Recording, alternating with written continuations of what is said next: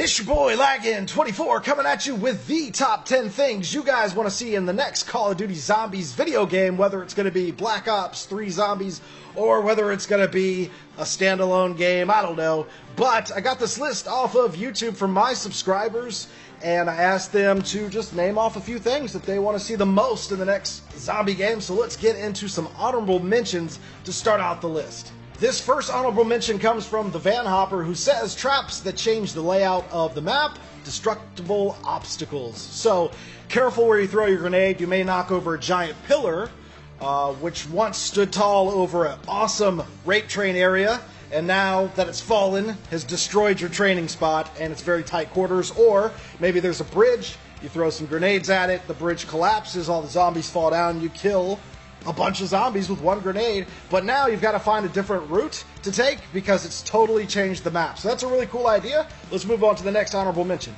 Okay, so Lipar, I hope that's how you say your name, says a campaign/story mode, and this is kind of a touchy subject because depending upon how you look at the Easter eggs, it is a story mode. It's a timeline, it all connects. However, there are traditional story modes, a campaign, and I'm pretty sure that's what he's talking about, with level progression, things like that. That would be pretty cool, and it was rumored when Transit was first coming out, Green Run, that that's exactly what we were going to get, and we found out that it's not what we got at all. So that would be a very interesting thing to add to zombies, as well as the traditional survivor mode. So let's see if that happens. I would be okay with that as well. And this last honorable mention is from Evan. He says, zombie counter in Black Ops 3. If you're not familiar with what a zombie counter is, it's very common on custom zombies.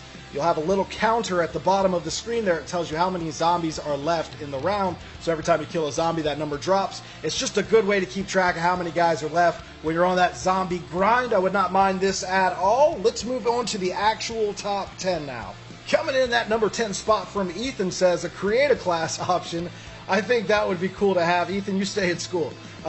Listen, so with the create a class option, that's a really good idea, and I've seen this on one custom zombie map, maybe two, but it would have to be, the whole goal of zombies is to get stronger as you play, to progress through all these levels and rounds, but if they do a create a class option, it would have to be very minimal, very basic, pretty weak weapons. Otherwise, it takes away from the whole goal of zombies. So I think other than the M1911 or the Mauser, some other starting pistols would be good to load out with, and maybe instead of just your traditional knife, they can add a few melees that are different than the knife but not stronger than the knife. Just something. Maybe even you can customize your character's looks a little bit, even though you won't see them. Maybe the other players will. Something like that sounds fun, and it gives us something else to do besides load in round one, M1911, and knife. Good job there. Let's move on to number 9. Number 9, Tom says something along the lines of an ability for you to decide whether it's night or day or raining or not. So that's a pretty cool idea, and that can go along with the same as the one before with the create a class. You can also maybe pick your environments, so rain, snow, sleet, hail, thunder, lightning, just something to add a little more spice to the map. I'm down with that. Good choice there. Number 9 is done. Let's move on to number 8. Number 8, Malachi? Malachi? Maybe that's your name. So Malachi says more than 4 players. That'd be great to have 6 to 8 players. And I know there's like a glitch you can do, maybe it's been patched, where you can have 8 players. But yeah, I'm with you. If you have the option to load out with your 7 of your buddies and have 8 of you guys on the map, it would be bananas. There'd be a lot of fun to be had. And it's just, you know, the more the better. So that's cool with me. Let's move on to number 7. From the doctor himself, I would like to see more competitive game modes. Not turned suck. So yeah, maybe like a 6v6 where 6 of you guys are zombies, 6 of you are human players. You have to defend a small base or a small bunker. The zombies are a respawn, so if you get killed as a zombie, you just respawn. You're going to have more health than a normal zombie, and your goal is to push the human players out of whatever zone they're protecting for the win. I think that would be a great addition to just the standard zombie mode. So good job, Edward Richtofen. Coming in at number 6, Rusty935 says, just more zombies, but the original announcer, Death Machine back as a drop. Cool solo Easter egg, so let's just keep that last little bit.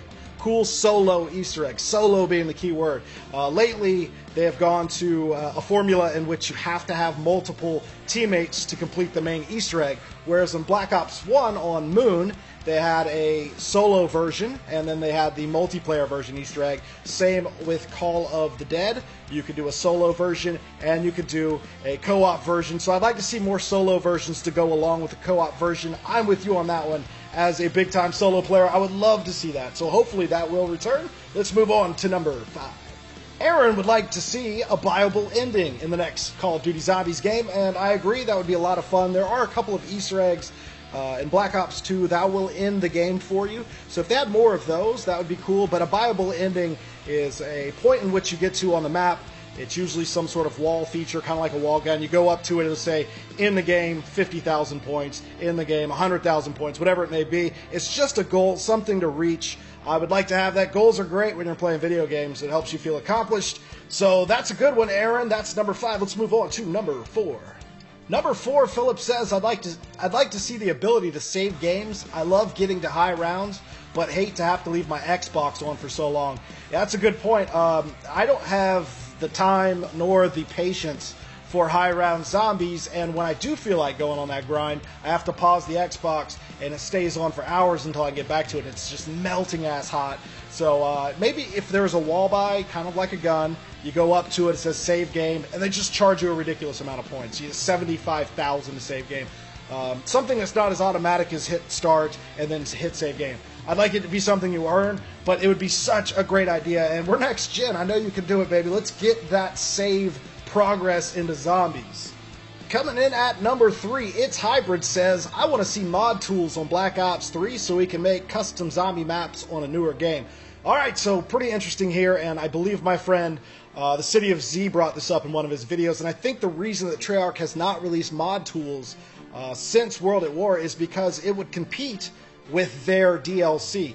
If they gave us the mod tools for Black Ops 2, there's some creative minds out there that might do a better job than them at making their own product. So I don't think that that's likely. However, I agree with you. I'd love to see more modern mod tools, or at least maybe a create a map within the actual game, where maybe it'll give you limited items so you can't outdo them. Something like that would be a lot of fun that you could share with your friends, and everybody could try out each other's map. That was number 3. Let's move on to number 2. Number 2, Ashley R. says, bring back the PPSH. That one I saw so many times in the comment section that I could not ignore it, and it had to be pretty high. This is one of the best, or if not the best, submachine gun you're going to find in the game. The World at War version was absolutely ridiculous, far better than the M1927 that you see on Mob of the Dead and on Origins. It just outperforms it, hands down, way better than the Thompson. This gun is top-notch, better than a lot of the Wonder Weapons, so if they brought it back, it would be on a specialty map because of its era, I suppose. So hopefully, fingers crossed, we'll see the PPSH back. So, like number 2, I saw this one a lot in the comments section, but way, way more of this than the number 2 PPSH41. So, check it out. Eddie says, bring back Richtofen, Dempsey, Takio, and Nikolai for more than one map pack. They are the best playable characters ever. And that is an opinion, but I think that's an opinion that a lot of zombie players will agree with. So, nothing beats the classics, right? So, hopefully these guys come back for whatever Treyarch has in store for us. It was really cool seeing your guys' opinions on what you think would help improve for the next zombie game. I agreed with all of these. That's why they made the list. If there's something that you feel would help improve the game and I left it off the list, feel free to leave it down below in the comments section. Your input is always welcome. And hopefully you guys enjoyed this top 10. It's been your boy Laggin24, and I will see you next time.